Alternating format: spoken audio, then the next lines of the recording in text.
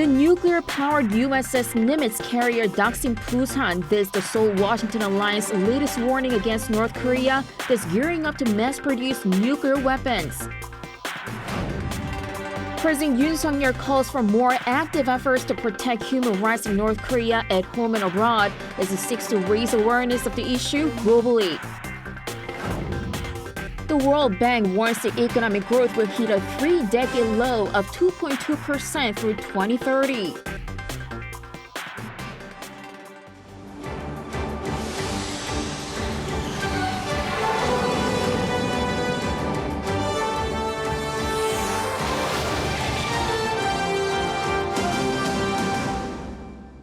Good afternoon. We begin in the country's southern port city of Busan, where U.S. nuclear-powered aircraft carrier has arrived just this morning in an apparent warning aimed at North Korea following a series of missile tests by the regime. Ahead of its arrival, the Nimitz Carrier and its strike group conducted joint drills with South Korean warships the previous day in waters south of the Korean peninsula. In protest against the deployment of the aircraft carrier, North Korea fired 2 short-range ballistic missiles on Monday, raising the possibility of further provocations while the Nimitz Carrier is in the country. North Korea is looking to once again roll up its sleeves when it comes to the use of its nuclear weapons program. Leader Kim Jong-un reiterated that the regime must be perfectly ready to use its nuclear weapons when need be. Kim Mo-kyun has the full story. North Korea should be perfectly prepared to use its nuclear weapons anytime and anywhere. That's what North Korean leader Kim Jong-un said on Monday as he was briefed by the regime's Nuclear Weapons Institute on strategies to strengthen its nuclear program. The North state-run Korean Central News Agency says Kim called for efforts to further expand the production of weapons-grade nuclear materials in order to exponentially increase its nuclear arsenal. He says it's crucial for the regime's security as a solid nuclear power will protect its people from, quote, enemies. Such a security strategy was not only evident through Kim Jong-un's words, but also through action. In a separate report, the North State media revealed photos showing a firing drill simulating tactical nuclear attacks. On Monday, the regime reportedly detonated a mock nuclear warhead 500 meters above a targeted islet of Kimtaek near its Hamgyeong-bukdo province. This comes as South Korea's military has confirmed that the North fired 2 short-range ballistic missiles from Chunghwa area towards the East Sea during the morning hours of Monday. Meanwhile, the North also said it began another 3-day test of a nuclear-capable underwater weapon system on Saturday. It says the Hail-1 type underwater nuclear attack drone traveled along a 600-kilometer oval-shaped course in the East Sea for 41 hours and 27 minutes, and its test warhead was detonated underwater. But in contrary to the North's claim that the warhead accurately and successfully detonated under the sea, South Korea's Joint Chief of Staff says such claims seem to be exaggerated and manipulated, adding that the regime's underwater weapons capabilities are still seen to be in the developing phase. Kim Mo-kyun, Arirang News. Ahead of the release of South Korea's report on human rights in North Korea in the coming days, President Yoon Suk-yeol on Tuesday spoke out against North Korea's human rights violations. 북한 주민의 처참한 인권 유린의 실상이 국제사회에 낱낱이 드러나야 합니다. 내일부터 시작되는 민주주의 정상회의와 현재 진행 중인 UN 인권이사회를 계기로 북한 인권 실상이 국제사회에 널리 공개되기를 기대합니다. Speaking in a televised cabinet meeting, Yoon stressed the importance of effectively using Seoul's law, which protects the rights of North Koreans, also known as the North Korean Human Rights Act. He asked relevant ministries to join in revealing the wrongdoings of the North Korean government. The statement also called for preparation for the visit by Bureau International Day Expositions, as South Korea is bidding to host the 2030 Expo in its second biggest city, Busan. Referring his government officials as Expo salesmen, he asked for a unified and utmost effort. In the meantime, President Yoon has called for the revival of trilateral summits with his Japanese and Chinese counterparts as he addressed South Korea's diplomatic community on Monday. Hosting his first banquet for some 200 ambassadors, consul generals, and members of government and parliament, the president asked for more inspired diplomacy that leads to concrete and practical shaping of South Korea's national interest. In that regard, he said the three-way summits with Tokyo and Beijing should be relaunched as part of efforts to achieve regional peace and development. Yoon also called for the expansion of Seoul's official development assistance to promote the training of human capital, technological partnerships, and joint entry into overseas market. There's been much attention on South Korea-Japan ties since the leaders of the two nations met this month. Against this backdrop, Seoul's envoy to Japan said yesterday, changes are being detected in Japan where many are voicing the need for stronger cooperation with Korea for security purposes. Our foreign affairs correspondent Choi Min-jung reports.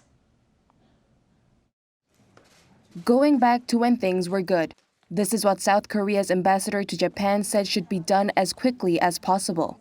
Speaking at a press briefing in Seoul on Monday, the envoy said the recent Seoul-Tokyo summit has become the stepping stone in warming up the two countries' icy relations. He pointed out that an environment is being created in Japan that pushes the Kishida administration to resolve pending issues between Seoul and Tokyo. Those among the right-wing party who place importance on security issues are now strongly arguing that they should cooperate with South Korea.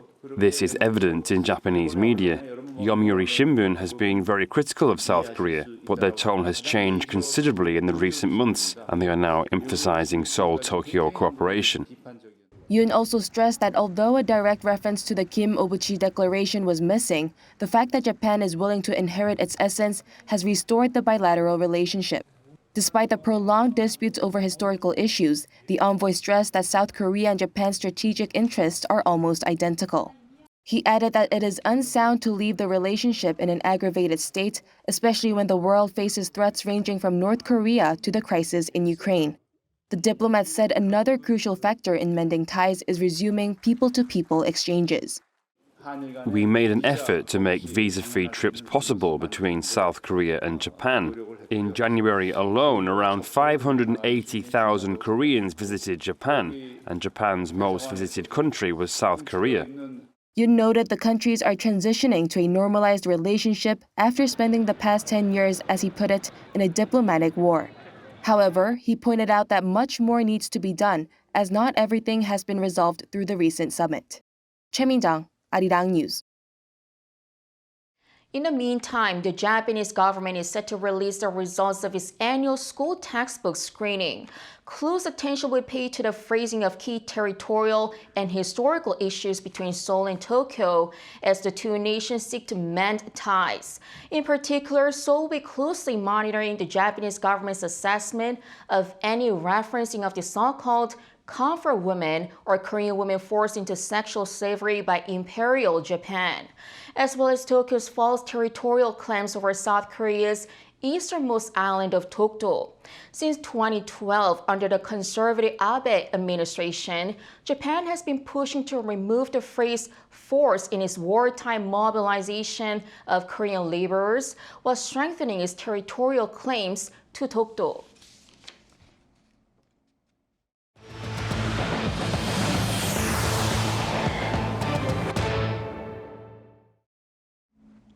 Back here at home, retail sales across South Korea rose February compared to a year earlier, which had been affected by the spread of the Omicron variant.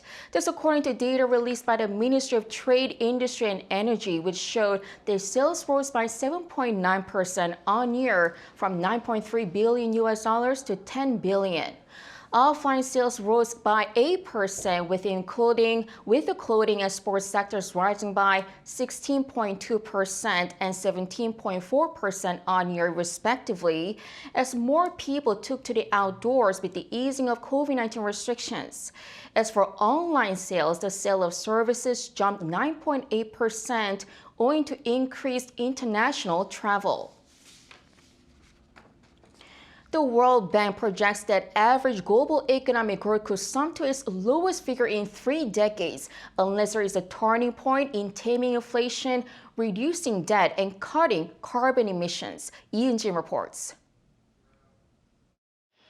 After 3 decades of mostly steady-paced growth, global economic growth is now hitting a speed limit.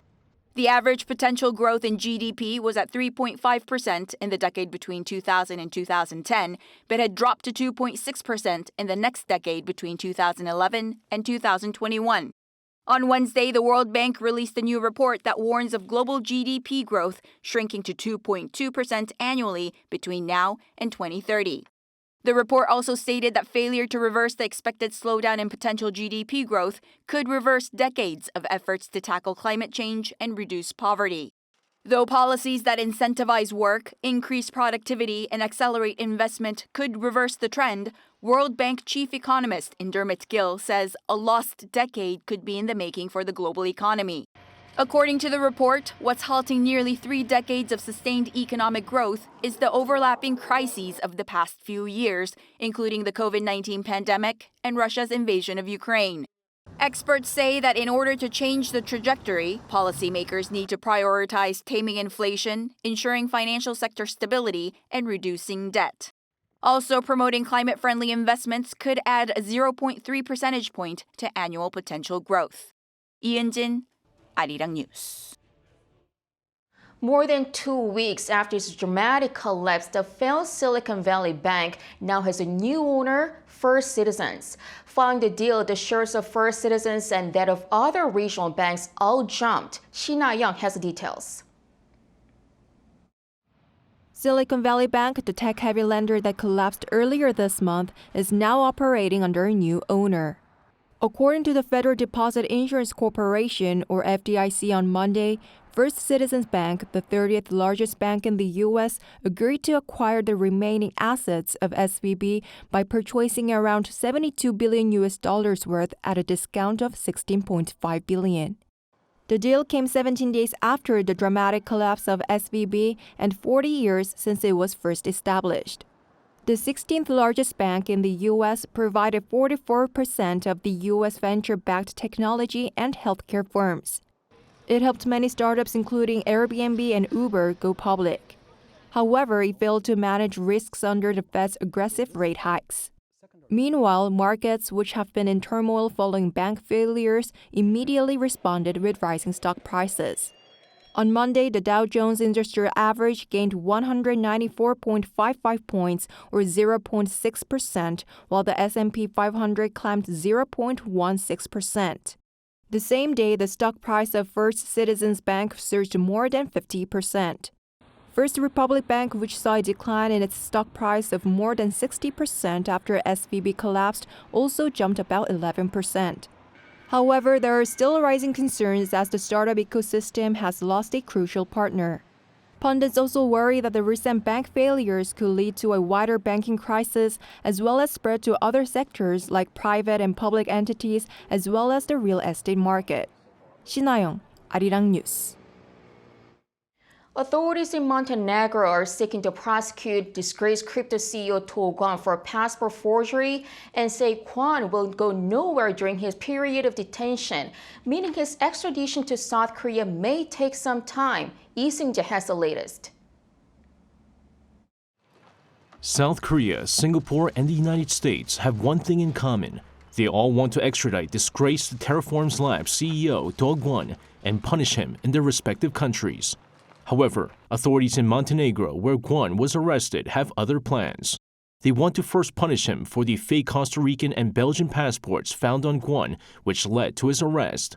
Prosecutors in Montenegro last Friday successfully extended Kwon's period of detention, which was set to expire from 72 hours to up to 30 days. Authorities in Montenegro stressed that no country will be getting their hands on Do Kwon during this time, or without him being brought to trial first. And this may be just one of the many ways that extradition plans for Do Kwon may be delayed. Kwon and his lawyers are expected to appeal the detention period extension decision. Even if the appeal does not go through and he goes on trial for the passport forgery allegations, it's expected to take a long time before a final ruling is handed down. So what's behind the disgraced crypto CEO's plans to delay the extradition process and stay in Montenegro for as long as possible? Currently, Do Kwon faces a minimum of 3 months and a maximum of up to 5 years in prison in Montenegro if found guilty. But if he's put on trial in South Korea, Singapore, or the United States, he faces far longer prison sentences. However, for now, Kwon is at the mercy of Montenegro's justice system, and with no extradition treaty in place with South Korea or the U.S., it may be some time before justice is handed down by either of those countries. 이승재, Arirang News.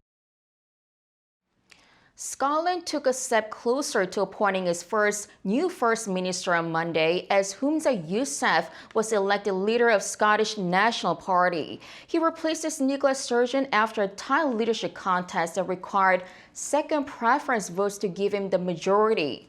The 37-year-old former health secretary is now certain to become the First Minister following a vote in the Scottish Parliament and approval from the King. Yousaf will become the first Muslim from South Asia and ethnic minority leader of the developed Scottish government, as well as the youngest First Minister since the position was established in 1999. In his acceptance speech, he vowed to lead efforts for Scottish independence, as well as rejoining the EU. ChatGPT has opened up a new era of artificial intelligence, but the new innovation comes with both excitement and fears, and opportunities and challenges. Our Kim Jung-sil weighs them up. 2 weeks ago, California startup OpenAI released the latest version of its AI chatbot, GPT-4, to the public. ChatGPT created quite a stir when it first launched in November last year, as it wrote drama scripts and poems and even managed to pass the bar exam. And GPT-4 is even better. It can process 8 times more words at once than its predecessor and vastly improved its bar exam score. As GPT-4 continued to make headlines, an issue emerged: the problem of hacking. GPT-4 can competently highlight a weakness in a program if asked the right questions, meaning hackers could use those flaws to get into whichever system they're targeting. But experts say it's not a surprise. This kind of problem has been existent for many, many years. For example, let's think about spams, email spams. Spammers come up with new techniques to bypass spam filters, right, every day. And spam filters catch up with these new techniques every day. So it's like arms race, right? Defenders also can use these AI models to improve their defending technique, I think. Professor Kim said there are other problems to discuss. For example, since these AI chatbots can create text indefinitely with a simple task, finding accurate information could become a challenge in the future in the sea of randomly generated information. And if the data that these AI chatbots learn from has any type of prejudices to begin with, it will have a negative impact on society. However, even with these future challenges, experts said GPT-4 has a significant meaning to society. What excites me is this notion that we are getting close to the kind of artificial intelligence that people, researchers, humans have always kind of dreamed about and written about in science fiction, where you're conversing with an artificially intelligent thing, computer program, where it really has this element of being like a human, even though it's not. Now, of course, the things that we need to worry about are that, well, even humans can be problematic, right? Professor Pal added that despite the potential risks, he thinks AI researchers are heading in the right direction. Kim Jung-sil, Arirang News. Jimin, a member of K-pop sensation BTS, is seeing success in his solo career. According to the band's management agency HYBE on Tuesday, Like Crazy, the title song for his first solo album Phase, topped global music platform Spotify's daily global top 50 chart for Sunday with over 6 million streams. This came just 2 days after the song debuted at number 2 on the day of its release last Friday. Over in Japan, Phase sat on top of the Oricon Weekly Albums ranking for the week between March 20th to 26th by selling 225,000 copies.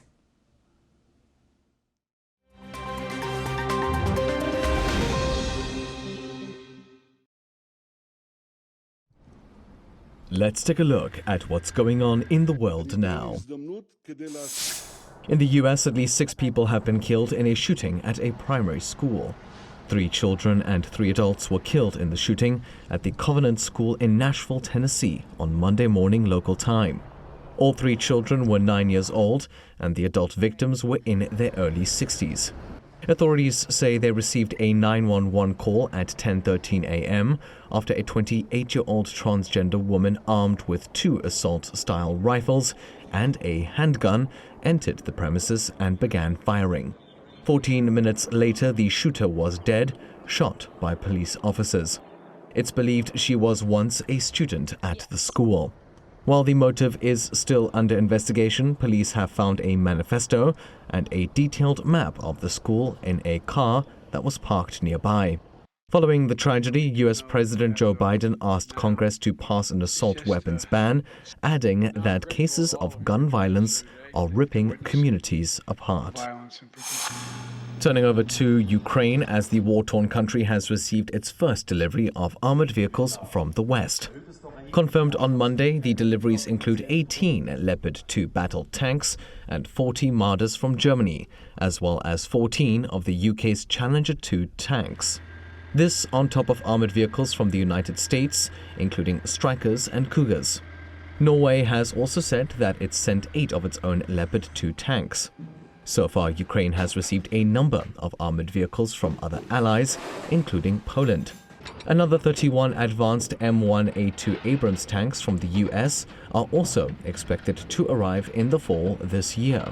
The deliveries come as some Western allies have promised other support for Ukraine, which includes fighter jets and more artillery shells.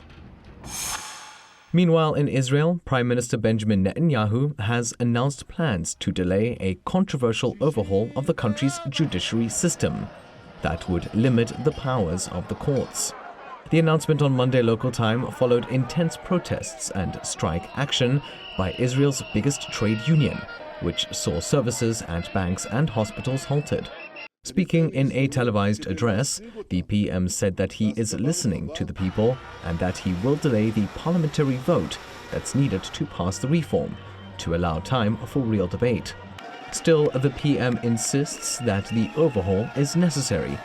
The judicial reform would include allowing the government to appoint judges and overrule Supreme Court decisions with a simple majority in Parliament. And finally, FC Barcelona's Camp Nou football stadium was packed with over 90,000 people to watch the final of the Kings League. Created by former FC Barcelona player Gerard Piqué and Twitch streamer Ibai Llanos, the 7-a-side competition saw the league's final 4 teams face off for the title on Sunday, local time. Matches in this unique take on football are played over 2 20-minute-long halves with unlimited substitutes. Teams are also given secret cards that can be used to alter the match, such as sending off another player or instigating a pitch-wide 1v1 play. Meant to draw in a young audience, the Kings League features 12 teams that are captained by former professional football players or famous streamers. This year saw Al Barrio win the title after beating Aniquiladores 3-0. Matthew Ashley, Arirang News.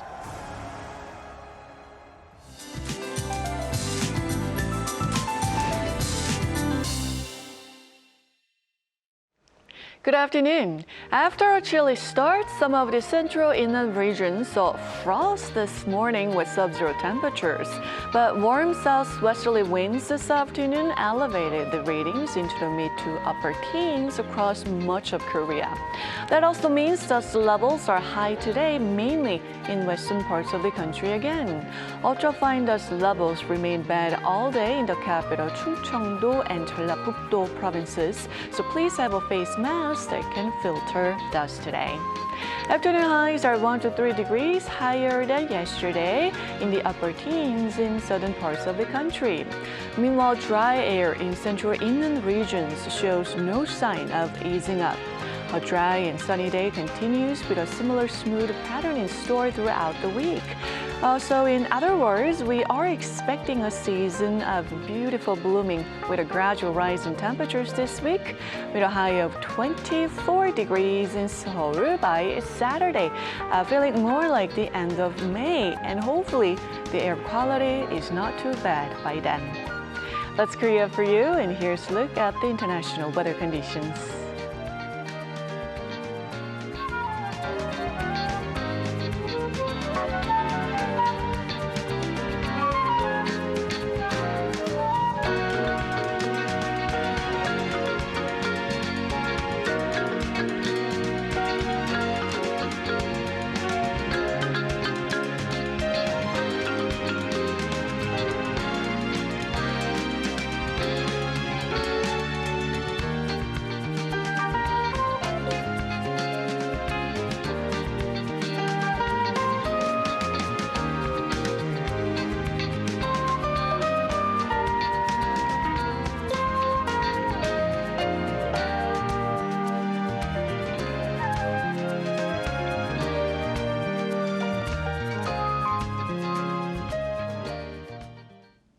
Thank you so much for watching. Have a great rest of the day.